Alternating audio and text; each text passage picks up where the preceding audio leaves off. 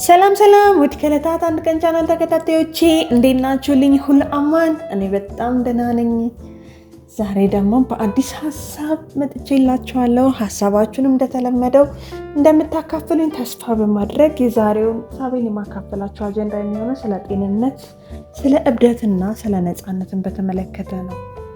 የእነዚህ ሶስት ነገሮች ያላቸውን ግንኙነት በራሴ እይታ ያለውን ላካፍላችሁ ወደድኩ። እስቲ እናንተም የራሳችሁን ብታካፍሉኝ ደስ ይለኛል። ንግግሬን ከመጀመሪያ በፊት ከዚህ ጋር በተገናኘ ይህንን ሀሳብ ሳውጠነጥን አንድ የመጣልኝ ግጥም ነበርና እስቲ ላካፍላችሁ። እብድ ነሽ ይሉኛል እኔ ስል ነኝ ደህና፣ ውዱን ነፃነቴን የኔን ልዕልና ጤንነት ከማጣት ቆጠሩብኝና፣ ምንድነው ጤንነት? ምን ሲሆን እብደት? ማን ነው የሚለካው ከቶስ በምን ስሌት?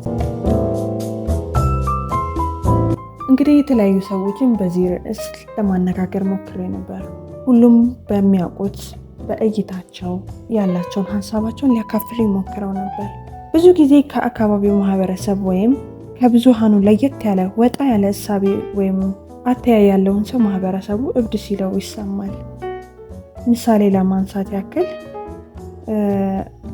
ምንም እንኳን ልብ ወለድ ቢሆንም የገሃዱ ዓለም ነጸብራቅ ናቸው ተብሎ ከታሰቡት ከፍቅር እስከ መቃብር ከሚለው መጽሐፍ ላይ ከወሰድኩት እና ጉዱ ካሳ ከታንጉት ሚስጥር ላይ ደግሞ አጤ ቴዎድሮስን በመወረፍ የምትታወቀው ጥሩ ወርቅ፣ ስሟን ከተሳሳትኩኝ ይቅርታ ማረም ትችላላችሁ፣ በማህበረሰቡ ውስጥ እንደ እብድ ይቆጠሩ ነበር። ብቻ ሌሎችም ይኖራሉ።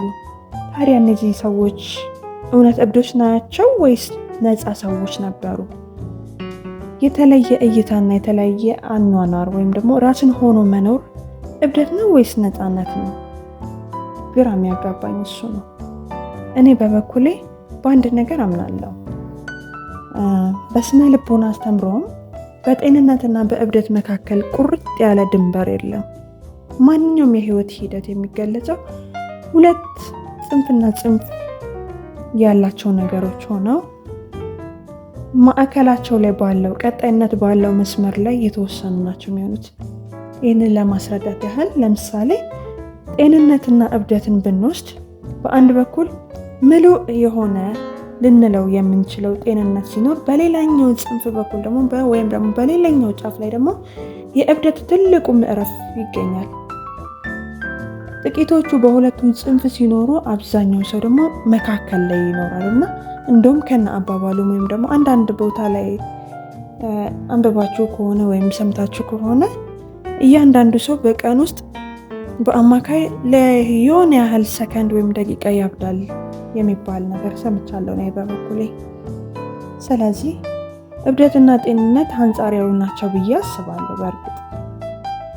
እና ሌላኛው ጉዳይ ቅድም ነገር አድርጌ ማለፍ እንደፈለኩት የእብደትና የነፃነት ግንኙነት ነው።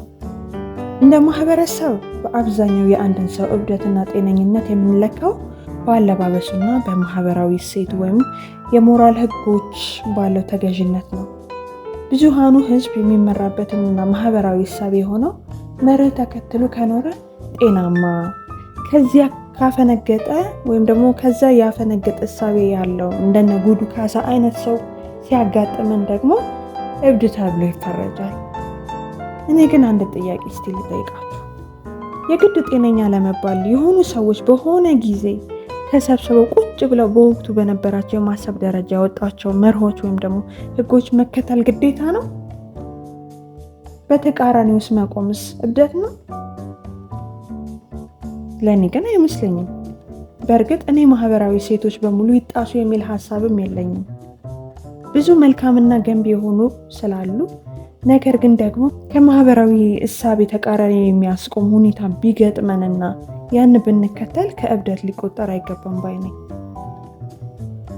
እውነት ለመናገር ይሄ እብደት የሚባል ቃል የሚገለጸው ኩነት ወይም ሁኔታ እኔ ነፃነት ነው ብዬ ነው የማምነው። ምክንያቱም ጤነኛ የምንለው ሰው የማህበረሰቡ እስረኛ ስለሆነ ለሚያስበውና ለሚናገረው ነገር የማመሳከሪያ ገደቡ ወይም ደግሞ ሪፈረንስ ፍሬም አድርጎ የሚያስቀምጠው ማህበረሰባዊ እሴትና መርሆችን በመሆኑ ማህበረሰባዊ ክልከላ ስላለበት እሳቤውን ነፃና ከይሉኝታ በጸዳ መንገድ ማንጸባረቅ መሆኑ መተግበር ይከብደዋል።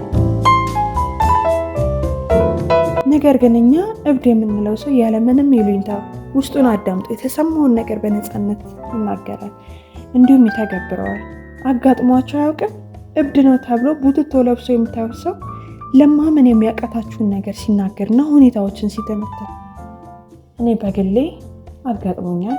የህይወቴን እይታም እንድቀይር የሚያደረገኝ አንዱም እሱ ነው። እኛ ደፍረን ልንተች የምንፈራቸውን ኩነቶች በድፍረት ሲነግፍ። ስለዚህ እንደኔ እብደት ነፃነት ነው። እብደት ራስን መሆን ነው። ማህበረሰባዊ እሴትና መርሆች አይነኬ መሆን የለባቸውም። ሰዎች ያውም በዚያን ወቅት በነበሩበት ከባቢያዊ ሁኔታና የማሰብና መገንዘብ አቅም ላይ ተመርኮዘው ያወጡት ስምምነት ነው።